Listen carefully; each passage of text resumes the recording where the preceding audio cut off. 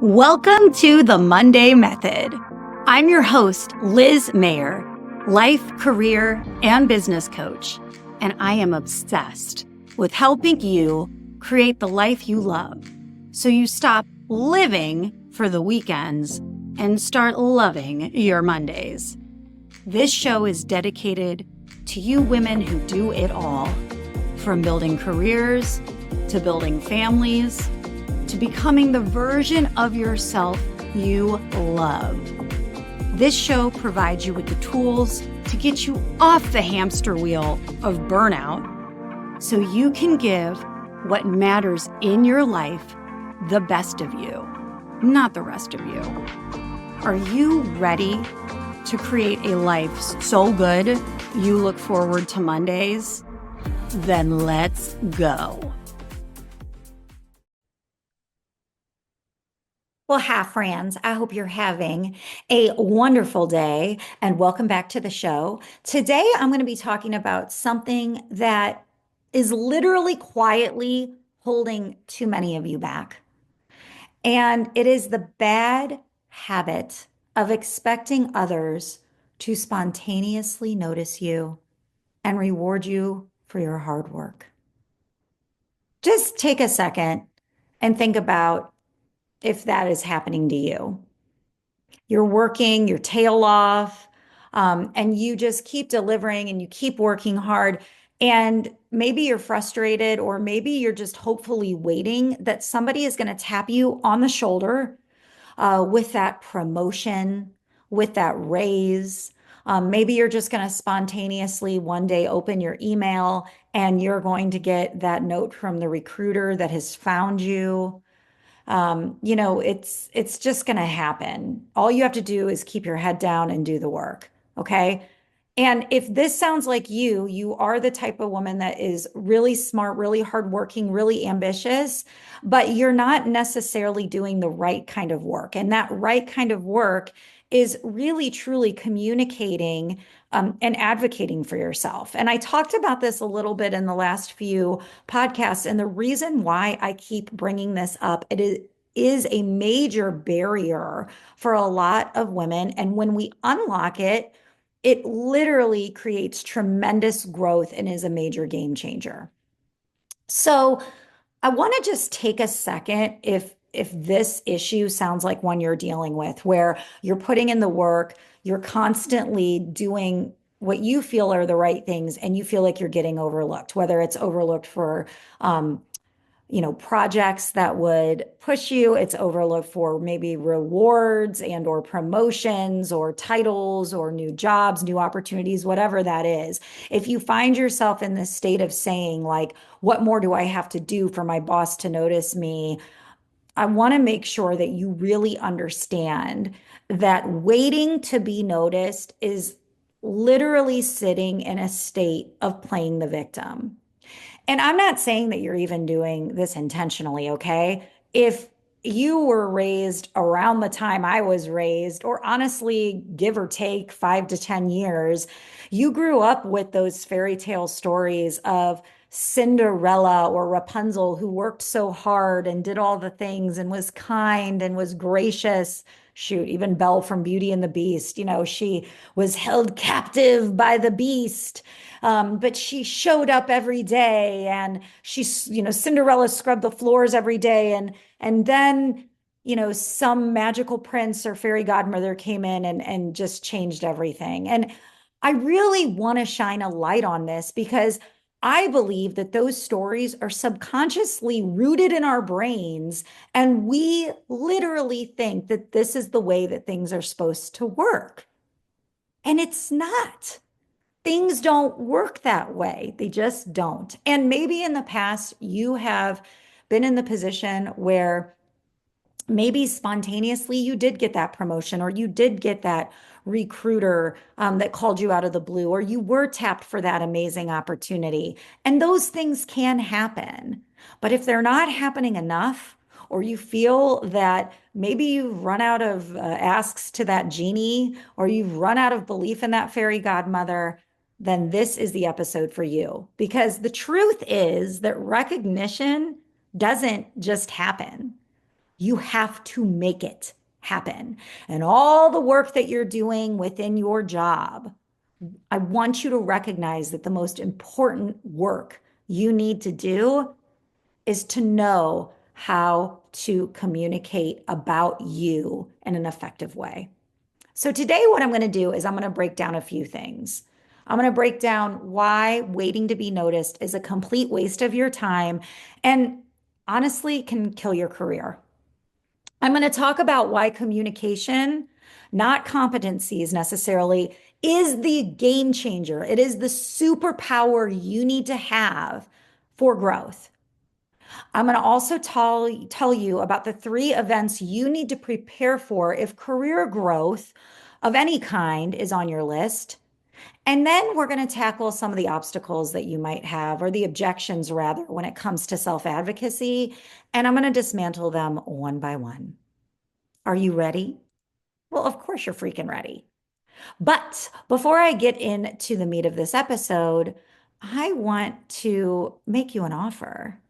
If you struggle to own your voice, be it in large presentations or small meetings or even just one-on-one conversations where you need to advocate for yourself or you need to present with swagger, then my Speak with Swagger challenge is something for you. This challenge goes live soon, and I am going to launch the beta for this program. And that means that you would be among the first to experience this program at a discounted rate. So if you're interested, hang on over to lizmayercoaching.com/swagger, and you're going to be able to get on the wait list. And you will hear more about all of the details with this program and the challenge that's going to take you from dreading that conversation to owning your voice and getting what you want, owning your swagger in just 5 days. Okay. So back to honestly what you came for today. So the hard truth is your hard work alone is not enough.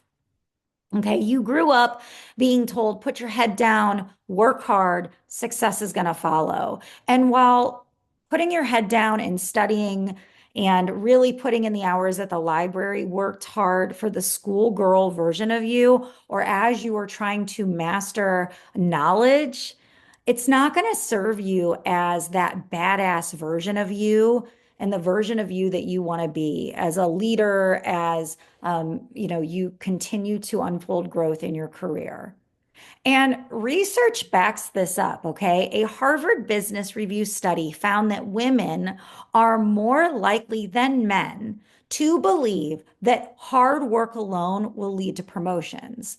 Meanwhile, men are likely to proactively self-promote and negotiate. And the result is that men are getting more leadership roles, and women who don't advocate for themselves are earning less and they're getting promoted less often. And then they have a harder time when it's time for them to get into those leadership roles, not only because they might have struggled to understand what to do outside of working really hard, but they might even struggle how to coach others in the same vein. So I'm not telling you to stop working. I'm not telling you to lower your quality of work. I am saying that as you think about your work, you need to think about your job as making yourself visible. And that's not going to be something in most job descriptions, and it might be something that your boss doesn't tell you to do. And that's why you have to master it. And that's why communication skills are the real career accelerators. Now, here are three types of communication events you need to be ready for. Now, I love to call them events because I don't know, when I hear the word event, I don't know, my brain starts to think about preparing for like a party. And I hope it does the same for you, right?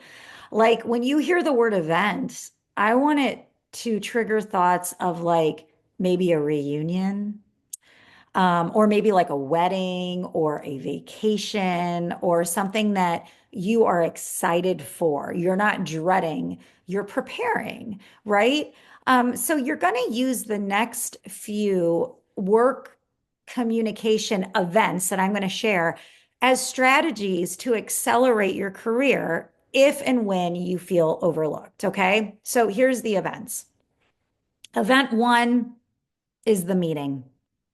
Event two is the presentation, whether it's in front of a large group of individuals or a small one. And event three is the ask, whatever ask you need to make, right? Whether it's an ask for different behavior, an ask for a raise, an ask for anything, an opportunity. Those are the three events. And I literally want you to take them with the reverence that you take for maybe the way that you prepared for a major event, any major event in your life, potentially outside of work. Okay. So, event one, you are going to speak up in meetings. And I don't care if it feels uncomfortable because anything that is new is going to likely feel uncomfortable at first, okay? The truth is, women speak less in meetings when compared to men, even when the woman is the expert in the room. And I shared this in my last episode, when they do speak, women are most likely to be interrupted. So, how do you change that? You need to speak up early. Excuse me. And what that means is you need to jump in within the first 10 minutes to establish your presence. You also need to use those declarative statements, right? So things like, I think, or maybe we should, like, cut that out of your language. Be specific, be bold, and be brief. Be to the point, own your point of view. Okay. I really like for you to think about this as like headlines. What is the headline statement that you can make that is brief, that is specific, that is ownable, that is like a tweet, okay? Not a ton of explanation, not a ton of disclaimers. It's a hard-hitting fact that codifies not only your expertise, but your point of view. Okay. And then the other thing I want you to do is be prepared to handle an interruption. If you are interrupted, own your space. And you don't need to say it in a way that is rude. It can be assertive. So if you're interrupted, just say, I'd like to finish my thought. Or can I finish what I was saying? I don't like can I because quite candidly, it asks for permission. So I'd really love you to get comfortable on using those statements and those clauses, right? So what are you going to say? What are you going to say if and when you are interrupted? And I want you to study that, okay? I want you to study those statements more than you study the intense preparation of all the data and things that you do to prepare for the meetings. Or I want you to spend more time on that than you do taking the notes in meetings. Because here's the deal. If you do not contribute out loud, people assume you don't have ideas, or they assume that you're okay with everything. And that's a major career limiter. You need a point of view, and you need to be prepared that someone might not agree with that point of view, and you need to be okay with that. And if that's the reason why you're not speaking up in meetings, it's important to understand that a disagreement or you even fumbling over your words is not going to be the thing that ruins you. What's ultimately going to ruin you is you not owning your voice or you over time not speaking up when you should have. Okay. The second event is you are going to present with confidence.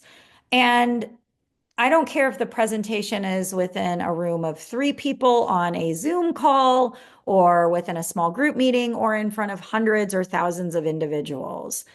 You need to get over the fear of public speaking. And I know that that sounds easier said than done because public speaking is one of the major, most common fears. But I don't want you to think about it as public speaking as much as thinking about it as getting your work understood and getting your work the attention that it deserves to get you the spotlight. Okay. How many times have you put together an incredible report, an incredible body of work? Maybe it's just a huge, amazing project that you delivered that you're really proud of, and it lived, but it never was honored. It was never shared. Maybe actually you weren't the one that shared it. Maybe your boss's boss's boss's boss's boss's boss shared it. And listen, that's okay if that happens, because sometimes it's just going to politically in the corporate environments in which you, might operate. But if you owned the work, you did the work, you led the work, you drove the work, you completed the report, I want you to start thinking of whatever deliverable that is, that it has your signature on it. Literally, like, how artists sign the bottom. And I want you to start thinking about how can you not just sign your work, but how can you present your work in whatever forum makes sense based on your work environment so that individuals associate you with your work. Okay. So that can be as simple as in a small group meeting. Maybe it's with your boss and your peer group. When you go around the room for status, don't just say, oh, here's the things I'm working on. Say, here's what we accomplished last week, or we did a good job. I accomplished this. I delivered this. I completed this. Okay, it can just be as simple as those statements. Also, it could be these results were achieved as a result of the project I led, whatever that is. And obviously, that's a version of a very, very short form presentation for a small group meeting or a status meeting. But in those large group meetings, really ensure that if you have any sort of influence on the agenda, that the work that you feel is most critical to enabling your growth and the growth of the business is put on display, right? Just like a gallery. When you are in those places and spaces where you need to present your work, obviously work on the nonverbals, okay? Stand tall, project your voice with confidence, and own the room in your body, right? With your nonverbals. And I talked about that a little bit in the last episode. Also, make sure that you're leading with results, okay? More, here's what we accomplished. Here are the facts. Here's what we did, whether it's a, quality, whether it's a quantitative metric, whether it's the insight you uncovered, all of that is really important versus any sort of subjective. I think we did a great job. The team did a great job. What made it great? Be specific. And then obviously be brief but bold. Okay. And this is the same as speaking up in meetings. You don't need to over explain. And I would actually encourage you, specifically if you are a subject matter expert within your role, to try to not spend as much time explaining. Okay. Be brief, be bold, and ensure that your words are equating your work no differently than an artist's signature on an amazing painting or sculpture or whatnot. Okay. And then the last event you're going to prepare for is that conversation, that negotiation, right? Where you need to ask for what you want because no one is reading your mind. Here is a wild fact. Women are far less likely than men to negotiate their salaries.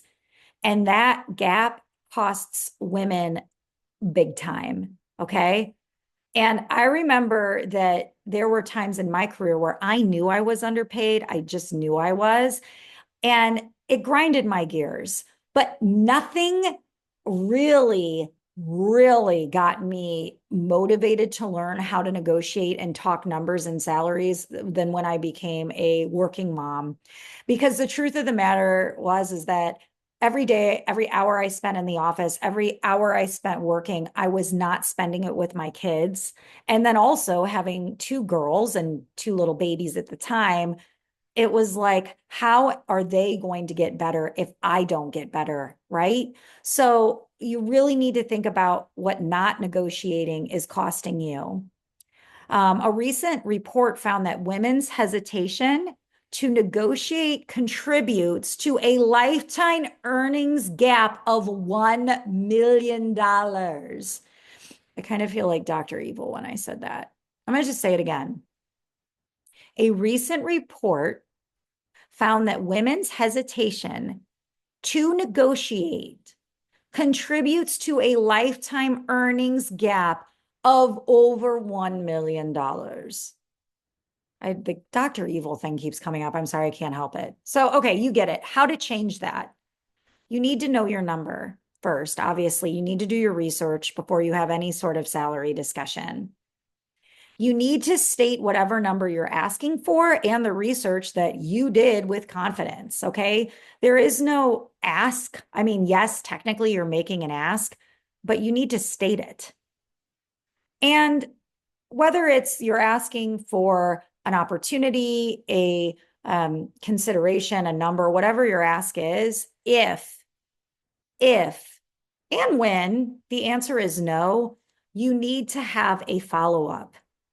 And my favorite follow-up question is, what do I need to demonstrate in the next 6 months, 3 months, whatever that timeline is, to make this result happen?